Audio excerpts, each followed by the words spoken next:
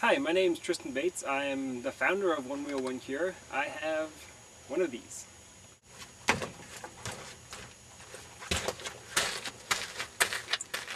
I've been unicycling since I was about 15, 16 years old. I started with Torker, my 20-inch unicycle.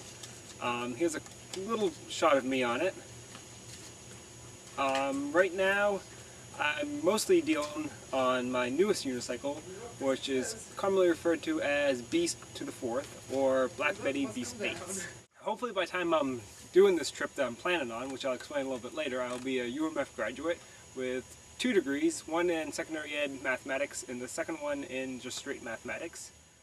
About 5 years ago, my grandfather was diagnosed with cancer. He passed away shortly after being diagnosed, and then last year my father was also diagnosed with a rarer form of cancer called melanoma. He passed away February 8th of this year. When he had cancer, I came up with this idea that I entitled One Wheel One Cure. I'd heard of other people doing kind of either bike rides or walks across great distances to raise money for cancer, and I decided with one of my unique skills of unicycling, I would try a similar sort of thing on a unicycle. My brother had attended college over in Vermont, which got me the idea of starting somewhere over there. And then I'd lived in Maine all my life, and most of my family's from Maine, so I decided Maine would be a great spot to end. And then it kind of built from there. And I decided why not start as far to the west as I could and go as far to the east in New England. So I'm planning to start my trip in Burlington, Vermont, right along the coast of the lake there. I'm going to unicycle all the way across, mostly on Route 2, into Maine, when I get to about Skowhegan, Maine, I'm going to go up towards Harmony, where my parents live, where my mother and family live right now. I'm going to unicycle through there, continue on down to Bangor, out onto US Route 1, I believe it is, to the coast, to West Quoddy Point Lighthouse, which is as far to the east in Maine as you can still be. This trip is going to be 420 plus miles, and I'm going to be doing it on my one wheel here, my Black Betty Beast Bates, with my brother following me on a tandem bike carrying a lot of the supplies. And I'm also going to have a couple of friends of mine have volunteered to drive a van, which will be carrying all my tent and supplies, a bunch of food, anything that I'm not going to be carrying on either myself or having my brother carry personally that we won't need during the day. They'll have like spare tires, pumps, everything, all my medical supply, all that stuff will be following me in the van. When we reach West Quoddy Point Lighthouse, all the money that we had gathered during the trek personally from people, we're going to donate to the Melanoma Research Foundation. All the previous donations that we receive online or through the mail, we're also going to send to the same foundation. Any donations you can make would be greatly appreciated. My website is www.onewheel-onecure.com. There's links to donate from there, there's links to pictures of me on my unicycle, there's pictures of me not on my unicycle, there's little biographies about me, there's biographies about my unicycles, and there's information about melanoma. Melanoma is probably one of the most severe types of cancer. It's one of the ones that really has no remedies that they have to cure it. A lot of the other cancers, chemotherapy works for them or other stuff, but melanoma is one of those that really you have to really catch it early. One thing about melanoma is it's really one of the big causes for melanoma is overexposure to the sun.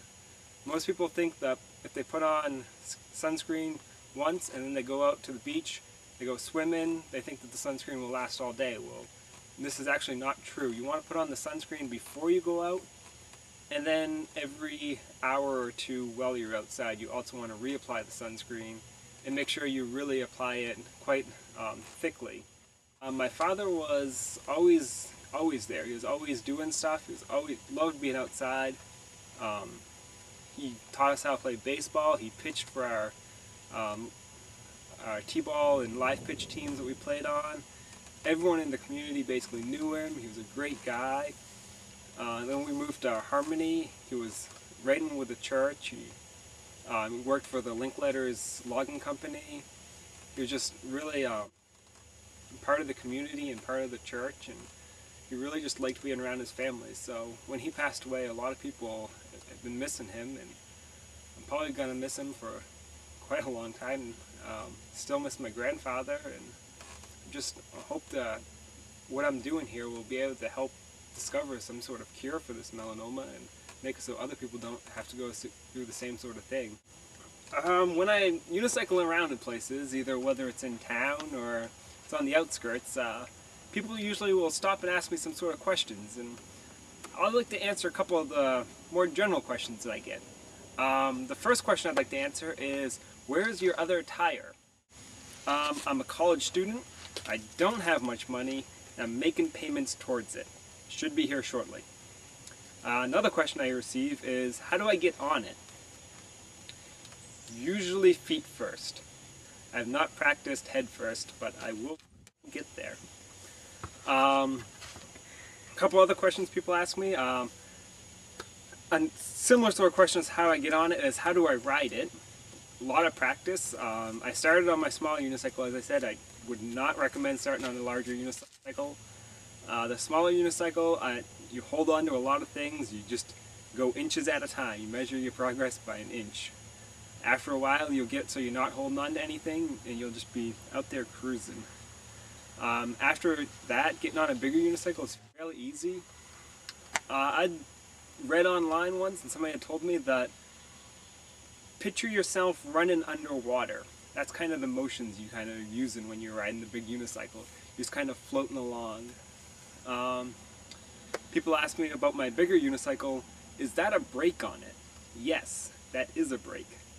Not for what you'd think though. You don't use the brake to actually stop. You use the brakes going down hills. It kind of slows your momentum down so you don't have to be pushing backwards with your legs, which keeps your knees from dying during the trip. Does it hurt when you fall? That's a good question I receive a lot. No, it usually doesn't, depending on how I fall though. I would say a unicycle is actually safer than a bike in the aspect that I can jump off of it any direction I want without having to worry about getting caught up in the handlebars, the crotch bar there, the tire, extra tire that you have on it, any of that. You just jump off, the unicycle goes flying out this way, you go out this way, it's all good. It's when you go out this way and the unicycle goes out this way that you run into problems. Your foot gets tangled in it, you hit the ground, but usually you're traveling at a slow enough speed so it doesn't hurt. And as you'll see, half the bike equals twice the man.